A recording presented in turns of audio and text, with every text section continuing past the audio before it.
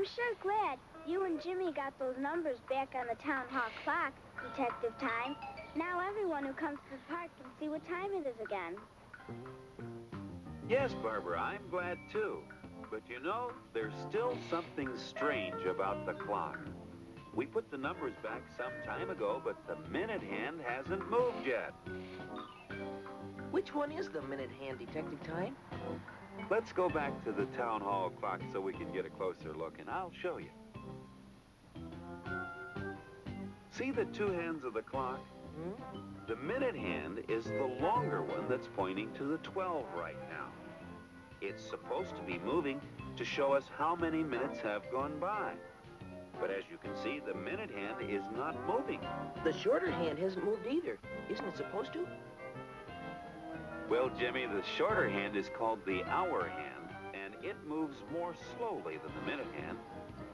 In fact, the minute hand has to move all the way around the clock before the hour hand moves from one number to the next.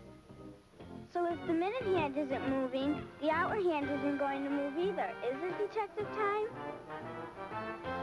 Exactly, Barbara. We'd better have a look inside the clock tower and find out why the clock hands are not moving. But how do we get into the tower? I just happened to carry a key to the clock tower. Let's go and find out what the trouble is. Look at all these sticks on the steps to the clock. And look at the leaves. I'm sure these sticks and leaves weren't here yesterday. This may be our first clue as to why the minute hand has stopped. Let's go up into the tower.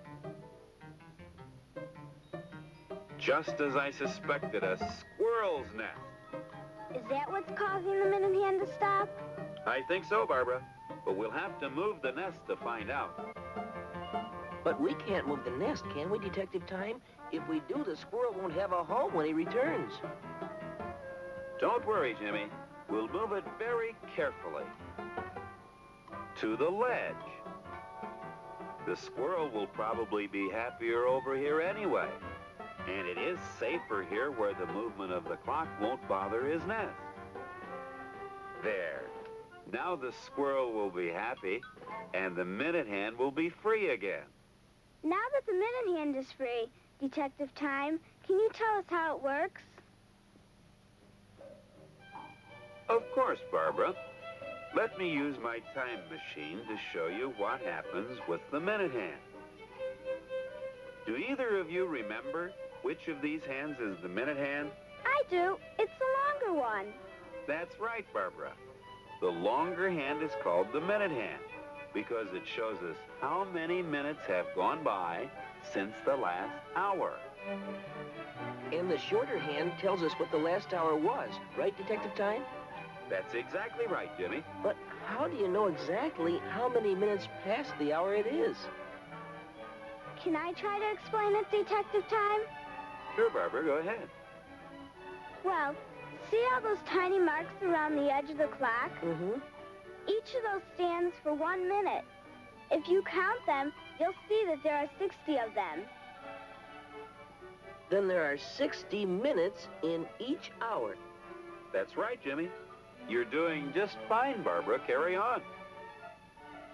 If you notice, Jimmy, even though there are 60 markings, which stand for the 60 minutes in an hour, there are only 12 numbers.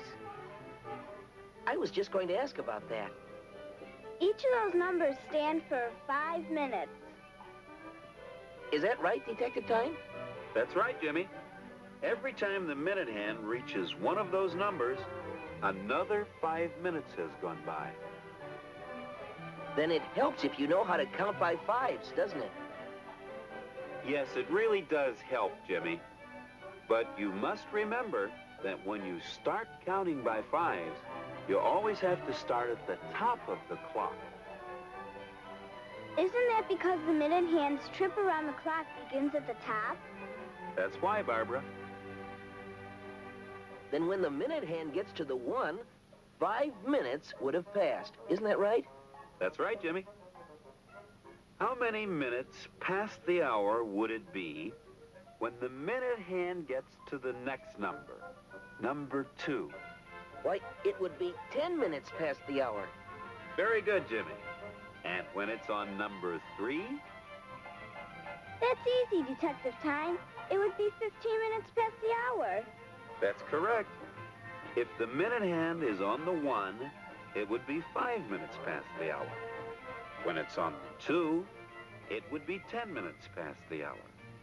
So, if the minute hand is on the 3, it would be 15 minutes past the hour. And don't forget, the smaller hand tells you the hour. So right now, the time machine shows 15 minutes after the hour of 2.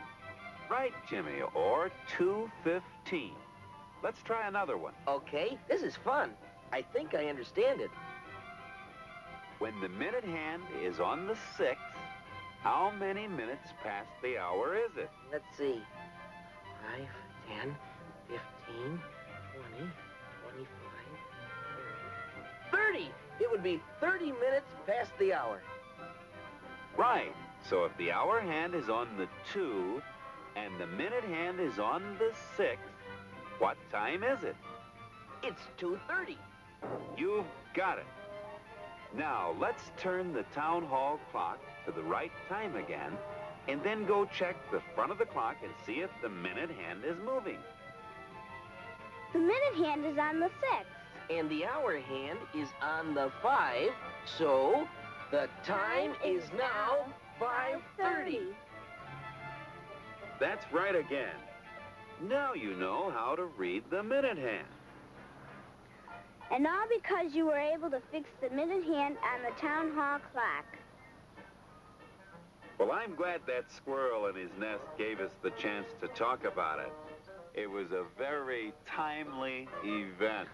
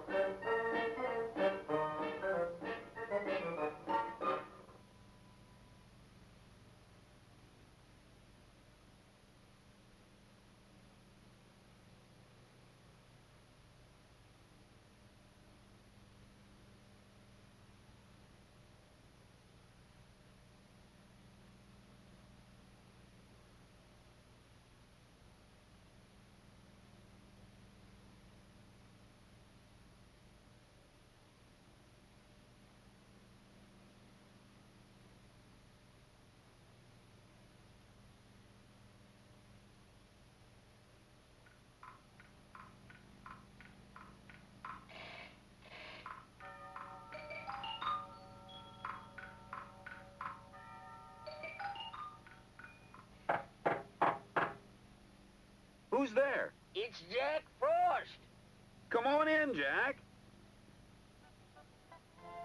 Hi, Jack. What can I do for you? Well, Detective Time, we need your help. Who's we? The teacher and students at the community school. They have asked me to get you to help find 2 missing students, Carlos and Judy. They've probably just overslept. Let's go over to their homes and see. I've already checked their homes, and they weren't there. Their teacher, Mrs. Glau, is quite worried. It's not like them to miss school, especially on a special day like today. Let's see, today's Friday. What's so special about Friday? This Friday is special to the children because this Friday they are all painting their classroom. It's really a big project, and they need the help of all the children if it's to be finished by the end of the day. But I don't understand. Why must it be finished by the end of the day? Since today is Friday, the last day of the school week, there won't be any school tomorrow, which is Saturday, or the next day, which is Sunday. Since there isn't any school, the room will have the whole weekend to dry, and the paint won't get smeared. A very clever idea. Well, let's get down to business and figure out what clues we have as to where the children might be. Yes, we shouldn't waste any more time. Time. That could be our most important clue. Maybe my time machine can help us locate Carlos and Judy. But what clues do we have about time, Detective Time? Well, we've already discussed the day of the week It's Friday. So let's push the Friday button on my time machine. What time of day is it? 9 o'clock in the morning. Okay, let's push the time button too. If we look at the screen, it should tell us where most children are at 9 o'clock on Friday morning. Ah, that's where they should be, Detective Time, in school. But they're not. Then we must find out what children usually do at 9 o'clock in the morning when they're not in school. So I'll push the button for a day that they're not in school. Saturday. That's right. They'd be playing. But it's winter and snowing. They wouldn't be swimming and playing at the beach. Oh, I forgot to press the time of year button. Season. The time of year now is winter. Now, if I push the season button for winter, we should find out what most children do at 9 o'clock in the morning on a snowy day when there's no school. I think we have it this time. It looks like my time machine put all the clues together.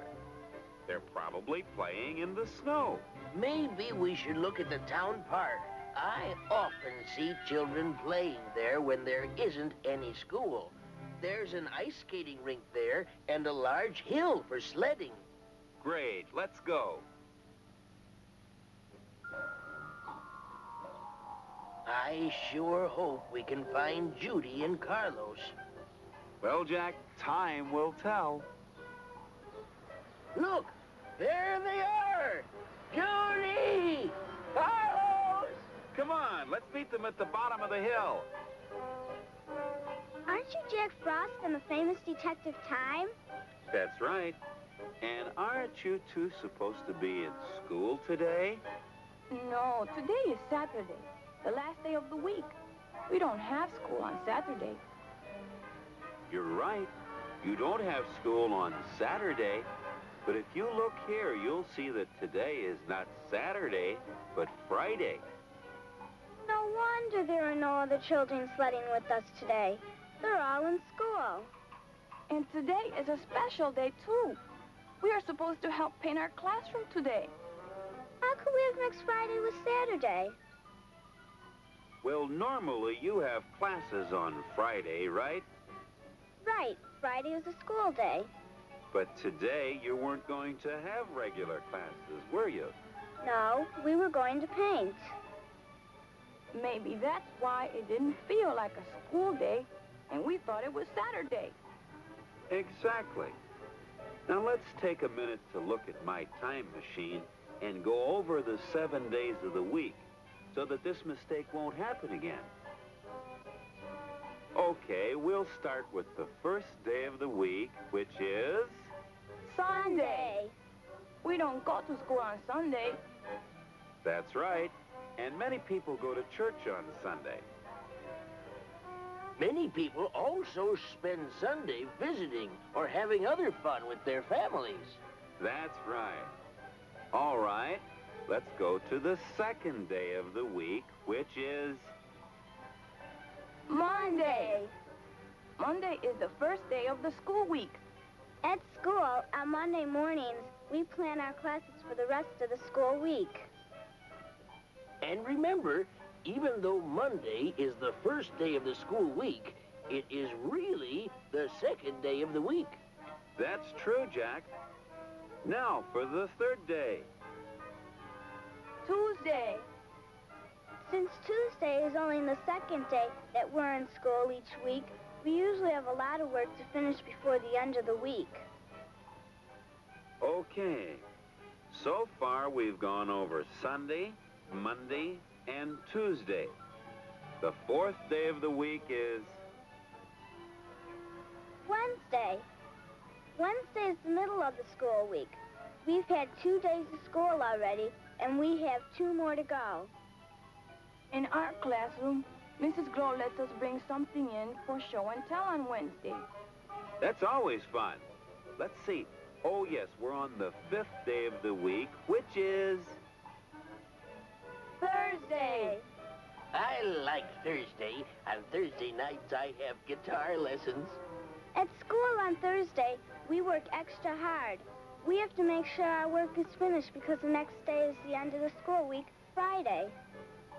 Since Friday is the last day of the school week, in our classroom we often work on a special project. like painting the walls of your classroom.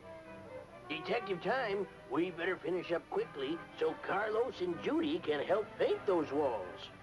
Well, Jack, you know, we're almost finished. There's only one day of the week left. And that's Saturday. The day we usually get to go out to play. I usually have to clean my room first, though. Okay, let's say the 7 days of the week in order one more time. And then you must be on your way to school. Why don't you start, Carlos? Okay. There's Sunday, Monday, Tuesday, and Wednesday. Then comes Thursday, Friday, and then finally, the last day of the week, Saturday. Very good. Now let's hope this mistake doesn't happen again. Now that we've gone over the days of the week, I don't think we'll forget again. Thank you, Detective Time. Thank you, Mr. Frost. Yes, thank you. Goodbye, Detective Time. Goodbye, Mr. Frost. Goodbye, Judy. Goodbye, Carlos. Have a good time painting.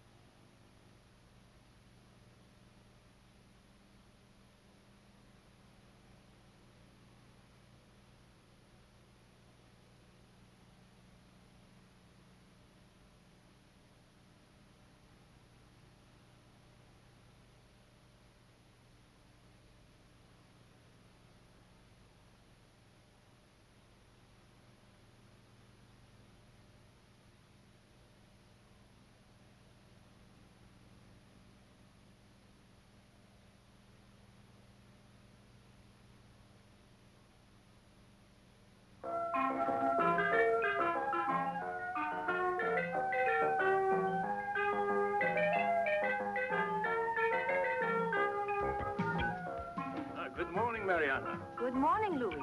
How's the vegetable business today? Unusual, Marianna. Oh? What do you mean? I just had 3 girls come in who wanted to buy rotten tomatoes. In my business, that's pretty unusual. I guess it is. I told them I don't carry rotten tomatoes, so they went home to get enough money to buy fresh ones. I wonder what they plan to do with those tomatoes. I don't think they plan to make soup. Here they come now. I'm going to wait till she gets near the window, and then I'm going to throw it so it smashes right in front of her face. What's going on here? You don't even want to know. I know. Stop now. One at a time. Ginger, tell me what the problem is. It's Penelope. You know that treehouse she has? Yes? Well, she won't let anybody play in it anymore unless they're a member of her club. So, why don't you join her club? She won't let me. Or me either. We're too little. And I'm too big. Oh, I think I get the picture. I'll go talk to Penelope. Penelope. Don't bother, Marianna. We're going to start our own club. And Penelope can't join even if she wants to. Just 1 minute, girls. I know your feelings are hurt, and you're angry, but that's no excuse for being mean. Now, do you understand? I guess we better forget about the tomatoes. Yeah, guess that was a pretty mean idea. But we still don't get to play in the treehouse. I really like this there. I think we can solve that problem without tomatoes. Now, go put on your thinking caps and see what you come up with. We'll need everybody's ideas. Well, we'll try to think of a solution. Bye, Marianna. Goodbye, girls. I'm sure you'll think of something if you try. I wonder how the other kids are taking this. If they think I care, they're crazy. Who wants to play with a bunch of girls anyway? Not me. Wait till they see our clubhouse. It's real muddy in those woods. Who's afraid of a little mud? Well, it's not the mud I'm afraid of. It's my mom when she sees my shoes. What's the matter, boys? Oh, nothing, Marianna. We were just going for a walk in the woods. Yeah, weren't we, Jerry? Yeah, I guess so. Now, Jerry. I've got to go, Marianna, or I won't have anyone to play with. I don't like this at all. There has just got to be a way for all the kids to get back together again. Maybe I should talk to Penelope. She's the one who got this whole thing started.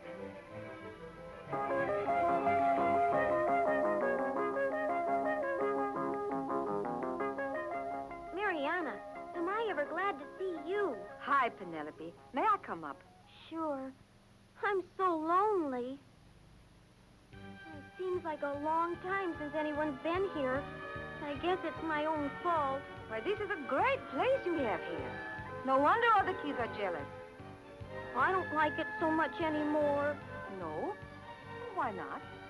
Well, at first it was always too crowded. Everybody wanted to play here all the time. There wasn't even enough room to do anything. It was awful.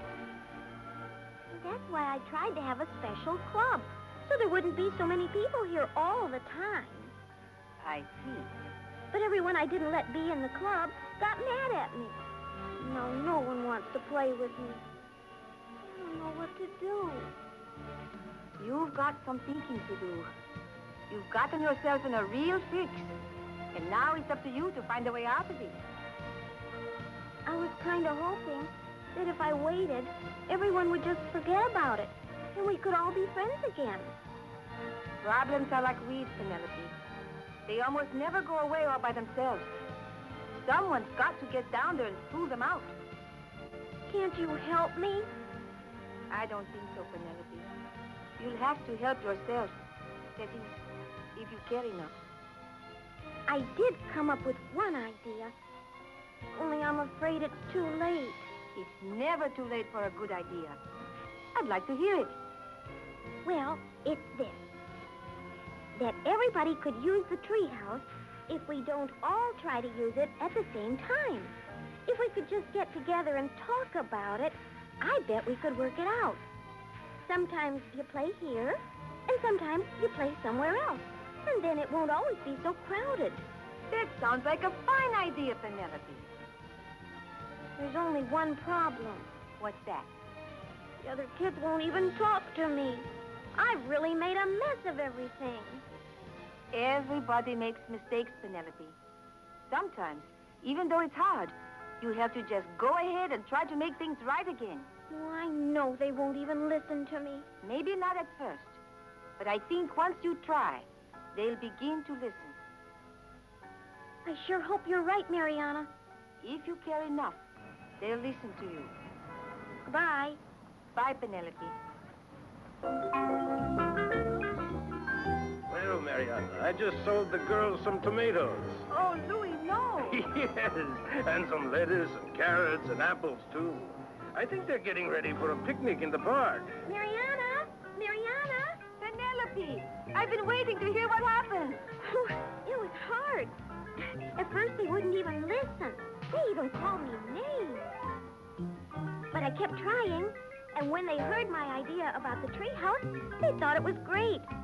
Now, we can all play there, but we'll take turns. You see, if you care enough, you can always find a way.